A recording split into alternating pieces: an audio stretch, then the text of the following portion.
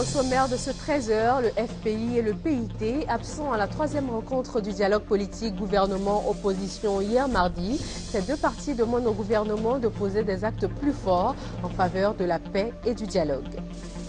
Journée mondiale de sensibilisation à l'autisme aujourd'hui 2 avril, une maladie très peu connue, une occasion pour le grand public d'être informé des difficultés que vivent au quotidien les personnes atteintes d'autisme et leurs familles. L'ouverture des résidences universitaires est enfin annoncée pour le 8 avril prochain. Longtemps attendue, cette ouverture devrait améliorer le quotidien des étudiants et leur offrir ainsi de meilleures conditions d'études. 8 femmes, 8 hommes, 2 nouvelles entrées, c'est la composition du nouveau gouvernement français avec en tête le Premier ministre Manuel Valls, premier conseil ce vendredi. Bienvenue à vous dans ce nouveau journal sur RTI 1. Un conseil des ministres s'est tenu ce mercredi 2 avril au palais présidentiel ivoirien. Il intervient après le premier séminaire gouvernemental de cette année 2014. Les priorités du gouvernement sont donc dégagées. Il s'agit d'œuvrer davantage pour le bien-être des populations et pour le développement économique du pays. La paix et la cohésion sociale sont également en premier plan. Près de 80 dirigeants africains et européens à Bruxelles pour le sommet Afrique-Union européenne aujourd'hui. Le Premier ministre Daniel Kablan-Duncan y participe. Ce 4e rendez-vous des chefs d'État et de gouvernement a un objectif affirmé, relancer le partenariat économique entre les deux continents. Investir dans les personnes pour la prospérité et la paix, c'est le thème central du sommet.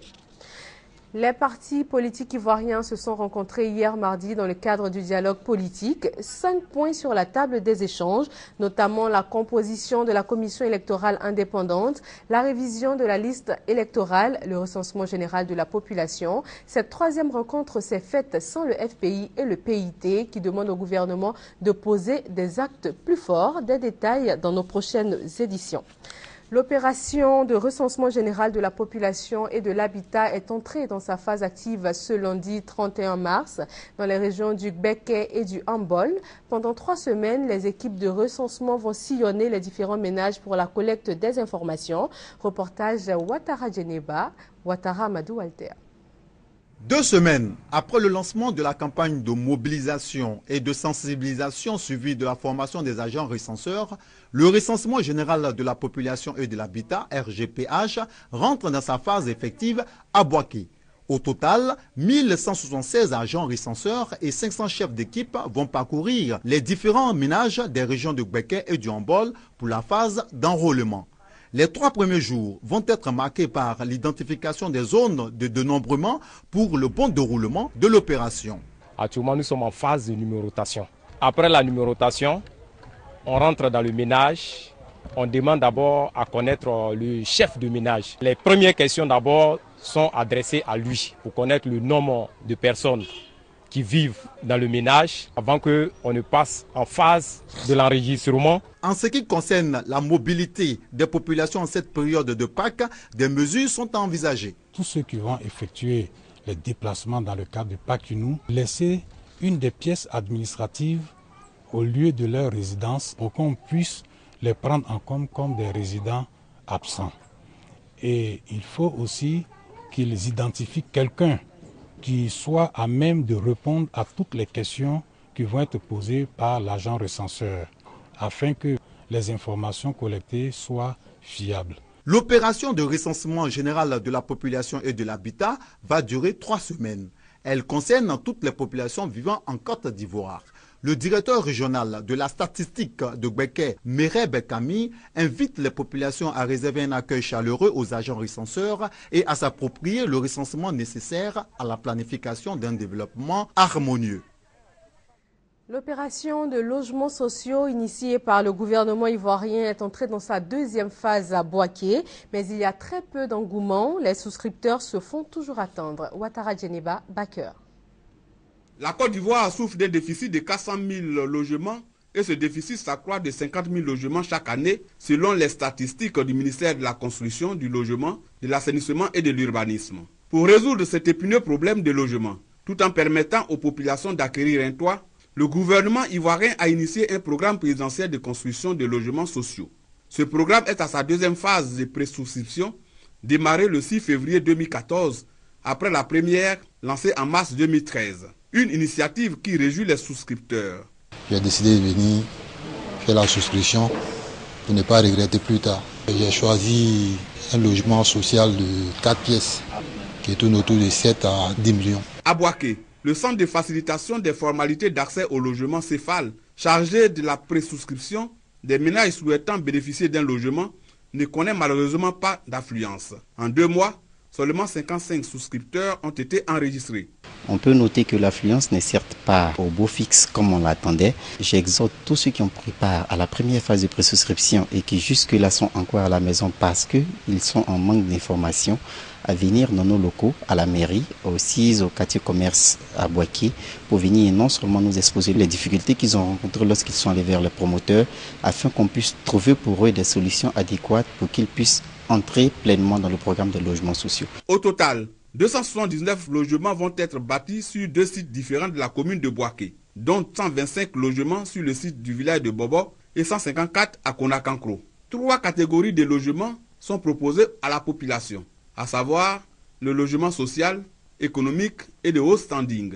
L'opération de présouscription prend fin le 4 avril prochain. Et nous revenons sur cette 3e rencontre dans le cadre du dialogue républicain ivoirien. Les partis politiques de l'opposition et le gouvernement se sont réunis, mais sans le FPI et le PIT. Le compte-rendu est signé Victorine Yaoyoboy. Composition de la commission électorale indépendante CEI, révision de la liste électorale, recensement général de la population et de l'habitat. Financement des partis politiques, retour des exilés et dégel des comptes des Progbagbo.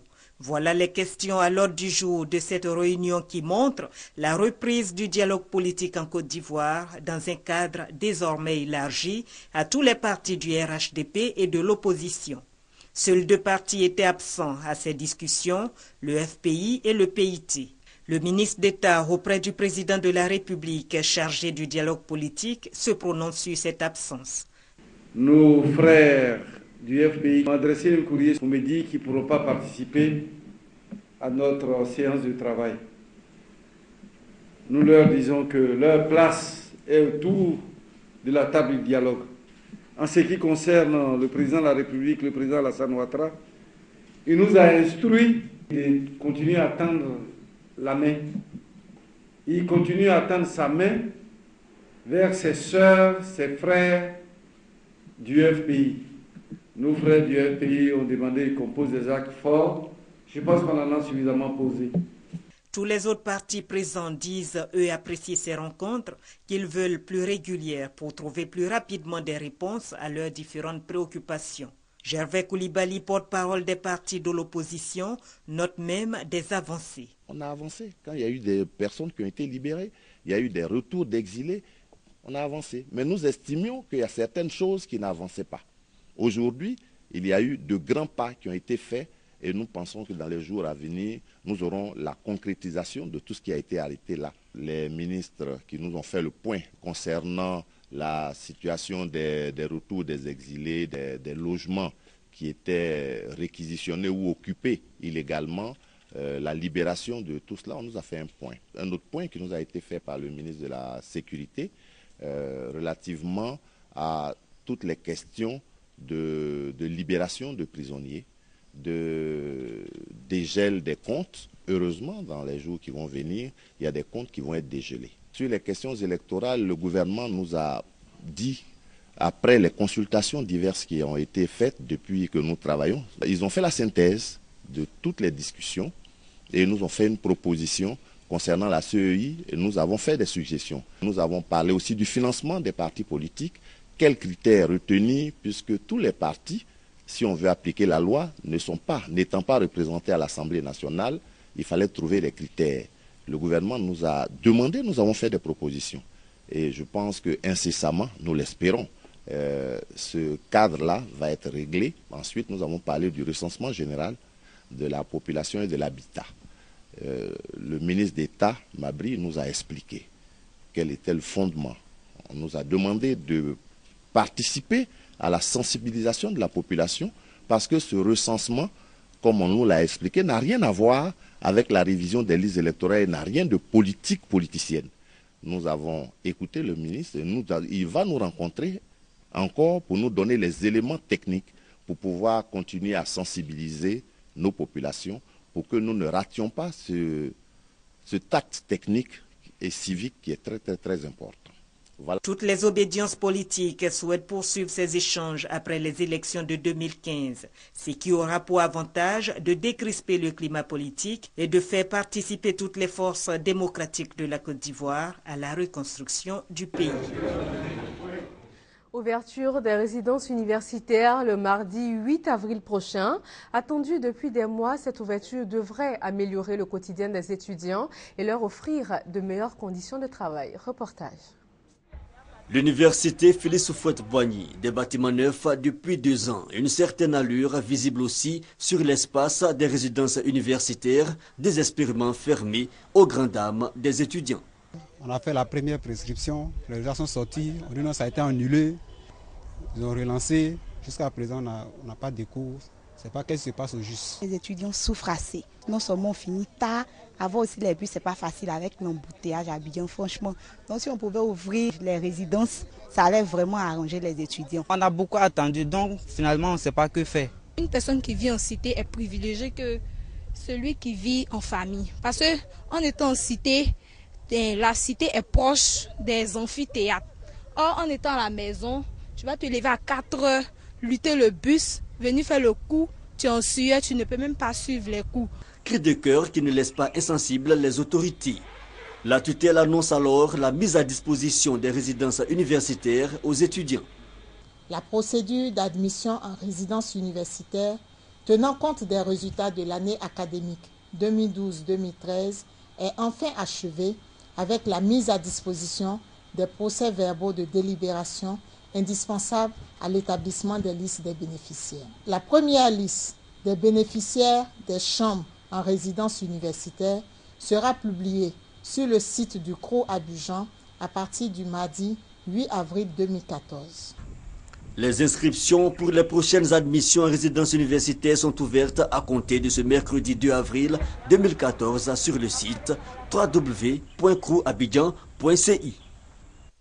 Une page santé dans ce journal, elle s'ouvre avec la journée mondiale de sensibilisation à l'autisme, une maladie très peu connue. C'est là l'occasion pour le grand public d'être informé des difficultés que vivent au quotidien les personnes atteintes d'autisme et leurs familles. Il s'agit d'un trouble du développement qui se manifeste chez l'enfant dès les 2 premières années de sa vie. L'autisme provoque la plupart du temps un retard mental chez l'enfant. Il est donc nécessaire de le diagnostiquer dès les premières années et dès les premiers signes. La communauté musulmane sunnite de Mans, au secours du centre de transfusion sanguine, par une opération de don de sang, cette communauté vient aider à combler le déficit de produits sanguins et donc à sauver des vies. Reportage Jérôme Kofi à Ipéman, Thérèse Tapé-Yoboué. Ouvert en novembre 2012, grâce aux efforts des partenaires au développement, le centre de transfusion sanguine de Mans peine encore à couvrir les besoins des hôpitaux de l'Ouest. Sur 1000 demandes exprimées chaque mois, seulement 600 sont couvertes.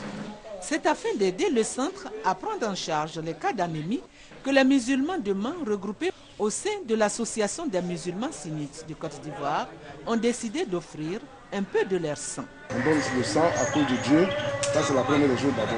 Le prophète Mohammed nous a dit, si tu as pu sauver un seul frère musulman dans ce monde, c'est comme tu as sauvé toute l'humanité. Redonner la vie à quelqu'un et que toi tu peux faire quelque chose en donnant ton sang, je pense qu'il n'y a rien de plus normal. Cette opération de collecte a permis de recueillir environ 150 poches de sang. L'opération de collecte de sang de ce jour va permettre de pouvoir accroître le stock en produits sanguins, en ce sens que nous attendons là 150 à 200 poches, donc ce qui permettra de pouvoir retrouver un peu le stock en produits sanguins. En 2013, 48 cas de décès liés à l'anémie ont été enregistrés au CHR de Mans. Un chiffre qui est en baisse depuis l'ouverture du centre de transfusion sanguine. Mais des efforts restent à faire, notamment au niveau des moyens financiers et des équipements techniques pour permettre au centre de Mans de desservir efficacement les 12 structures sanitaires de la zone ouest et du Kabadougou. Les sages-femmes de la région de Gbeke veulent se rapprocher des populations et redorer l'image de leur coopération. Première action, des dons aux nouvelles accouchées du CHU de Boaké. Les images avec Kader Sogodogo. 24 parturientes de la maternité du CHU de Boaké reçoivent des kits contenant des produits de toilette pour bébés et mamans. En faisant ce don, l'association des sages-femmes ivoiriennes donne le ton pour des nouveaux rapports avec leurs patientes. Un engagement formel de la sage-femme à collaborer avec les femmes, à faire en sorte que leurs soins soient désormais des soins de qualité, mais mieux des soins qui ont été faits dans la confiance entre elles et les sages-femmes. Les mères bénéficiaires, tout en étant reconnaissantes, encouragent les sages-femmes dans cette nouvelle façon de se comporter. Lorsque nous allons venir aussi, ils n'ont qu'à nous encourager parce que ce n'est pas facile. Je suis heureuse aussi pour ce qu'elles ont fait. Pour ces activités, l'association des sages-femmes ivoiriennes peut compter sur des partenaires tels que ONU Femmes qui l'accompagnent dans cette quête de l'excellence. Nous sommes motivés d'assister les sages-femmes parce que si nous voulons contribuer justement à la réduction de la mortalité maternelle, c'est la petite pierre angulaire qu'on veut apporter. Avant la remise de dons, l'ASFI, avec à ses côtés son partenaire ONU Femmes, a échangé avec plusieurs associations de femmes de la ville de Boaké pour marquer sa volonté de rendre nos maternités accueillantes. Une nouvelle stratégie pour lutter contre le paludisme dans l'espace CEDEAO. Il va s'agir de contrôler le vecteur du paludisme et ramener la transmission de la maladie à un niveau zéro. Les explications de Christelle Ménan.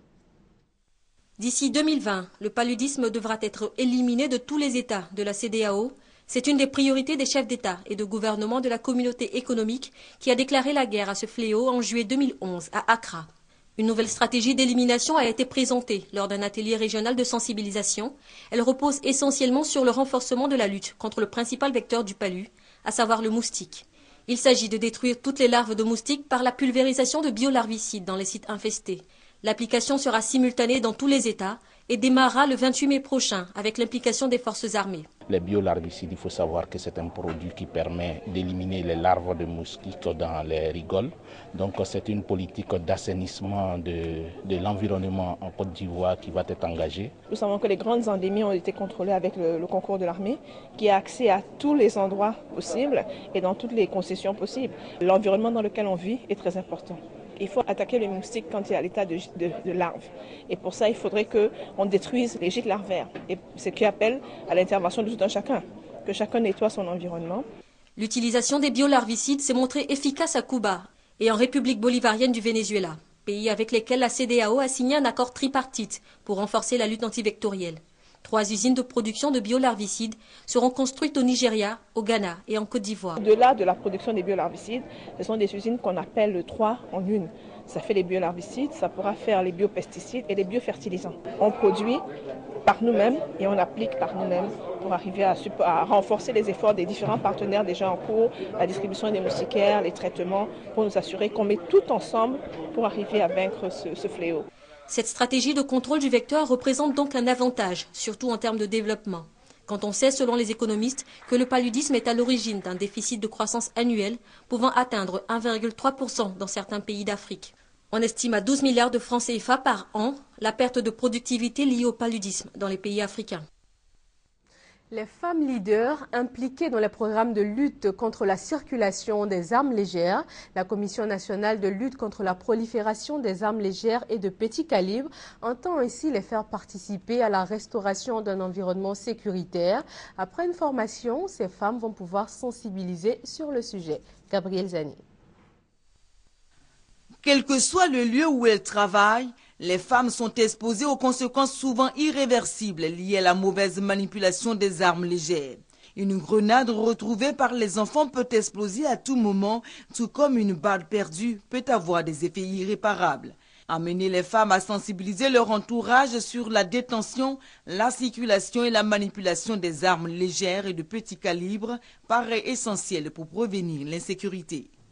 Les femmes sont des mères, donc au niveau de l'éducation, elles peuvent déjà faire passer des messages d'éducation à la paix, à la non-violence, à la cohésion sociale. La Commission nationale de lutte contre la prolifération et la circulation illicite des armes légères et de petit calibre, comme Nat Alpc, a organisé ce lundi une table ronde à l'attention des femmes leaders pouvant influencer positivement le groupe de femmes qu'elles dirigent. Nous voulons véritablement vous associer, quel que soit l'endroit où vous êtes, quelle que soit l'appartenance de votre ONG ou votre structure, nous disons que vous êtes à même de participer à cette lutte en sensibilisant vos époux, en sensibilisant vos enfants, en sensibilisant ceux qui sont dans votre communauté. Plusieurs associations de femmes ont assisté à la table ronde organisée en partie par la coopération allemande GIZ. Il sera aussi question au cours de cette rencontre de recueillir l'avis de ces femmes sur les stratégies de planification des opérations de sensibilisation. Direction Boundiali, où le conseil municipal est installé depuis le week-end dernier. Il s'engage à tout mettre en œuvre pour insuffler une dynamique de développement à cette commune située dans la région de la Bagoué. Kader Sogodogo. Boundiali, capitale de la région de la Bagoué. Chants, danses et fanfares traduisent la liesse populaire autour du nouveau conseil municipal de la ville. Ces populations souhaitent voir Boundiali amorcer son développement. Pour ce faire, elles ont placé leur confiance à une nouvelle équipe avec à sa tête Lassina Konaté, le maire. Le tout nouveau maire, conscient de l'immensité de sa tâche, compte mettre tous les acquis de son côté afin de relever le défi. La voirie, l'eau, ça fait partie de notre région, des réalités. Et le plus important, c'est qu'en tant qu'élus, en tant que cadre, nous puissions nous mobiliser pour trouver des solutions. Pour réussir sa mission, le maire peut compter également sur l'union sacrée des cadres de Boundiali, parmi lesquels le ministre Bruno Nambagné-Koné. Il n'y aura pas de développement sans union. C'est cela qu'il faut entendre. Et je suis heureux qu'à Boundiali, on l'ait compris. Nous souhaitons que toute la région de la Bagoué fonctionne de cette façon-là. Le ministre d'État, Amadou Gon Coulibaly, secrétaire général de la présidence de la République, tout en saluant l'union des cadres de Boundiali, a tenu à livrer un message du président de la République, Alassane Ouattara. Le président me dit de venir vous dire, en mai, ici, à Boundiali, il n'y aura plus de problème d'eau. Il m'a dit de vous dire aussi que vous avez parlé de la route Boundiali-Odiélé. Alors le financement de cette route est acquis. La cérémonie s'est achevée par la remise des clés de 2 écoles primaires, des réalisations à mettre à l'actif de la nouvelle équipe municipale. Le conseil régional du GO a équipé sa direction technique et ses moyens généraux de matériel roulant. Plus mobiles, les agents de recouvrement vont pouvoir être plus efficaces sur le terrain. Honorine Anigo. Rendre les agents de recouvrement de la direction technique et des moyens généraux plus efficaces sur le terrain, telle est la raison de ce don du président du conseil régional du GO à ses agents. Ce sont 6 motos grosses cylindrées qui leur ont été offertes. En remettant symboliquement les clés d'une moto au porte-parole des bénéficiaires, le président du conseil régional du GO, Dédé Bagnon, a exhorté ses collaborateurs à utiliser ces motos pour se rendre effectivement opérationnels sur le terrain. Il a aussi indiqué que ces recettes permettront de financer les projets des femmes et des jeunes pour réduire le taux de chômage dans la région. Le porte-parole des bénéficiaires a remercié le donateur pour ce don. Au nom de ses collègues, il a promis de faire bon usage de ces motos tout en prenant l'engagement de remplir sa mission avec honnêteté et abnégation. La nouvelle équipe municipale de Kong, c'est dans le nord de la Côte d'Ivoire, veut donner une nouvelle dynamique de développement à la commune. Le maire exhorte les cadres à prendre une part active dans cette marche vers le développement. Le reportage de Soro Corona dans un commentaire de Kwadjo Kwame. Après quelques mois d'exercice de la nouvelle équipe municipale, la ville historique de Kong présente un nouveau visage.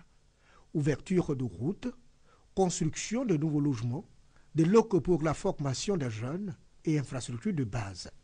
Cette nouvelle dynamique et ce défi du développement, le maire veut les relever avec les filles et fils de Kong. Pour la première session du conseil municipal de l'année 2014, de nombreux cadres ont été conviés. Le ministre Ouattara Biraï Matene a mis à profit cette occasion pour présenter les préoccupations auxquelles la ville de Kong doit faire face les années à venir. Invité du maire de Kong, le maire d'Abouasso, Kano Mamadou a soutenu les efforts de la municipalité tout en exhortant les cadres à fédérer leurs forces et énergies autour du ministre Ouattara Birahima Téné afin de faire de Kong une ville où il fait bon vivre. En l'espace d'une année, le travail qui s'est fait ici à Kong est impressionnant. Et c'est pourquoi je demande à tous les fils de Kong de s'unir autour du maire Ouattara pour permettre que Kong devienne une grande ville.